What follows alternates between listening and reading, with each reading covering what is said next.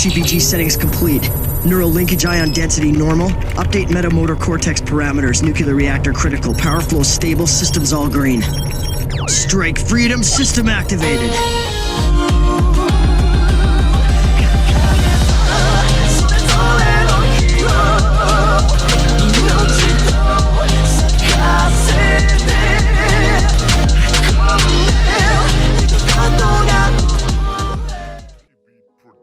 What up, nation, and welcome back to the channel. I don't have much of an introduction for you this video. I really just want to jump into this topic. But before I do, let me start off with saying I don't plan on making these type of videos a recurring thing as far as doing crossover battles. It's not the expectation that I'm trying to set. They take a lot of time and effort and research. It's just not my forte. This topic just didn't sit right with me, and I felt I had to speak up and put my thoughts out there. But let's jump into the topic at hand. It's time to do.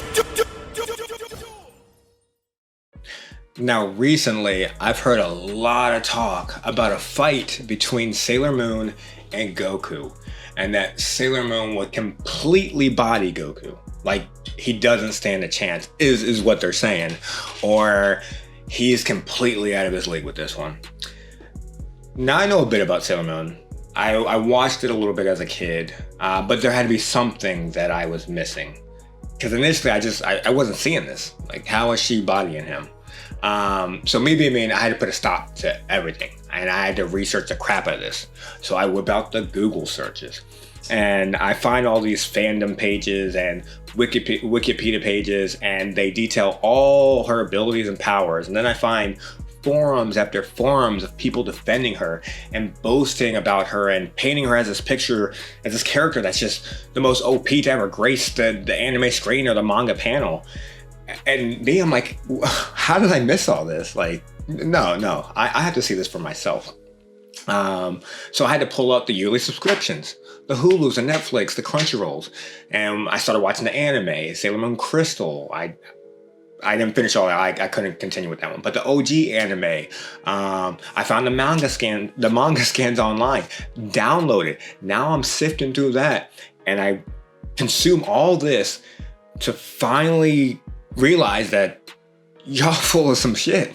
And y'all really set me off with this one. Like, I'm not even trying to be a Dragon Ball fanboy or anything. Sailor Moon is a very respectable character, but her powers have been greatly over-exaggerated on these wikis and these forums. I can't believe y'all had the audacity to try and pull this kind of stunt. Like, this is literally disrespectful to anime. And y'all out here lying. And you got all these people out here thinking, wow, I never knew she was so OP. Well, she's not. Not when being analyzed on who would win the fight between her and Goku. Okay, yeah, I'll say she's OP in her own world. She's still powerful and has some game-changing abilities. But in this debate, a debate that y'all started, we're discussing her fighting capabilities, her battle prowess, her ability to throw the fuck down. Jeez, okay, I need to bring that back. Okay, I need a censor. How about? Bruh. No.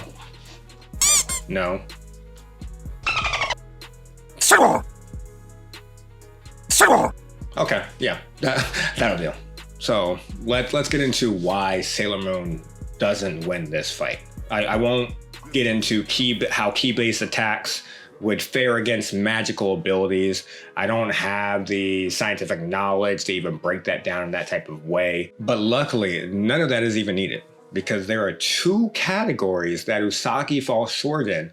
And these were the things that I was adamantly trying to find in the anime and the manga. Because if she had these two things, then we would have a legitimate fighter in our hands. And she might even be able to beat Goku. So how I went about finding these things was the good old eye test. These creators are smart.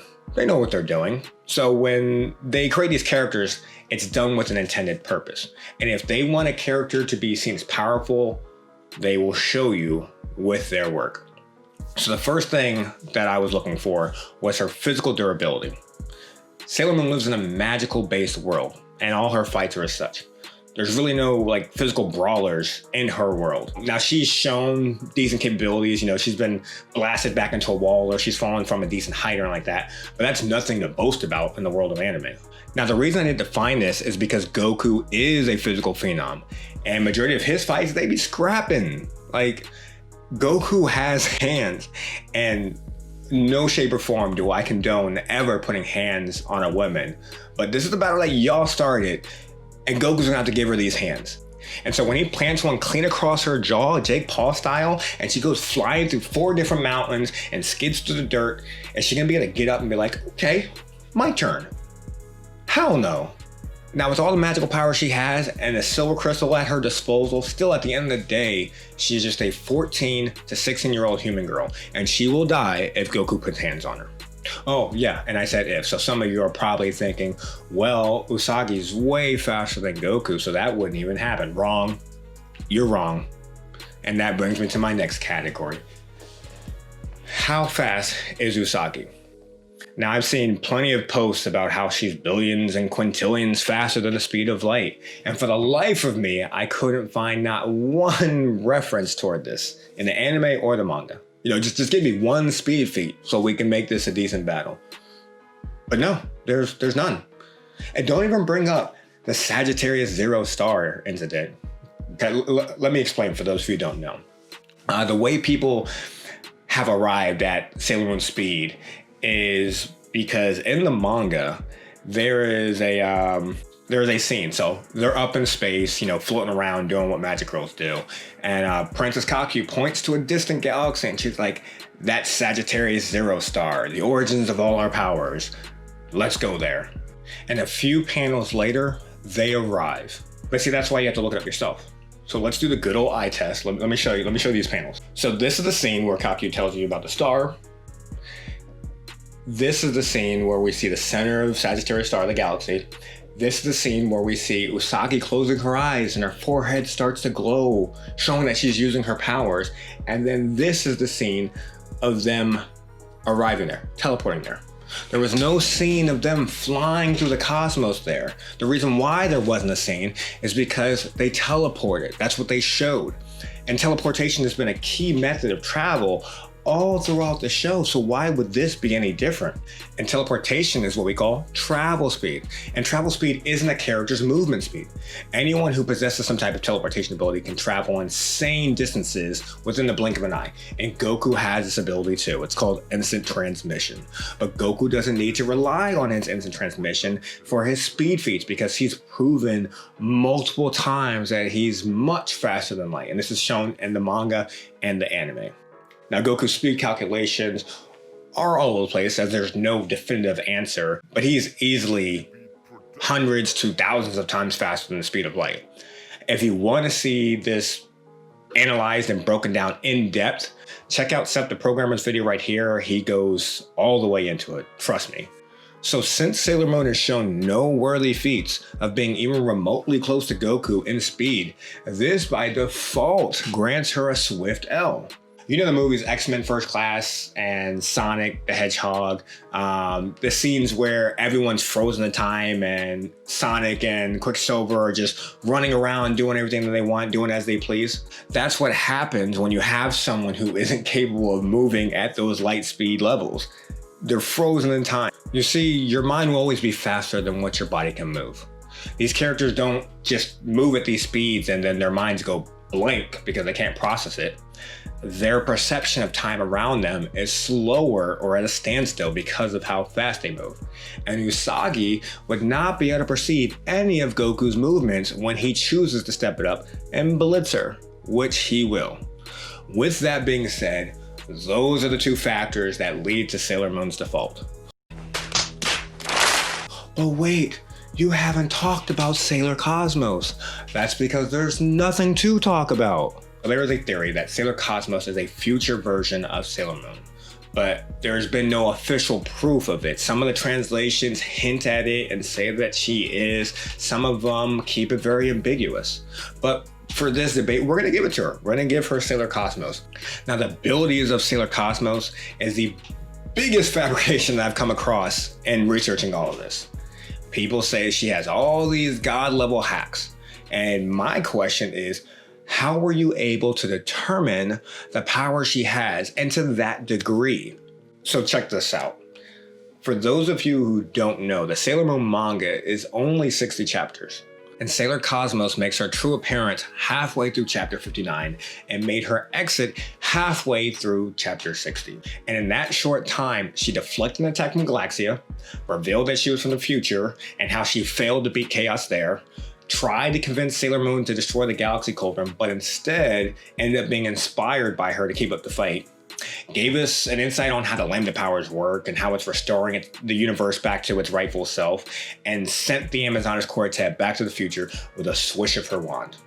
Now, how in all of that short little bit, did y'all come up with this? And don't say it's because she possesses all the powers of the Sailor Scouts, because where was that actually shown?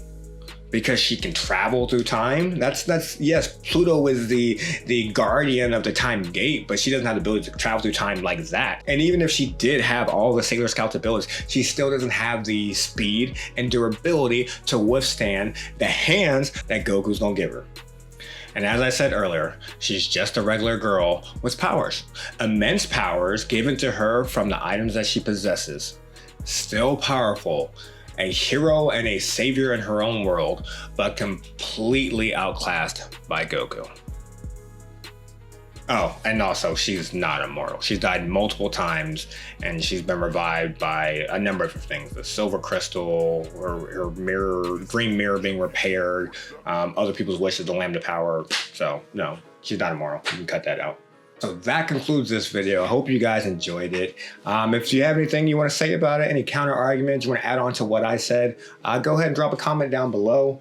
For my next video, I think I want to do my anime origin story.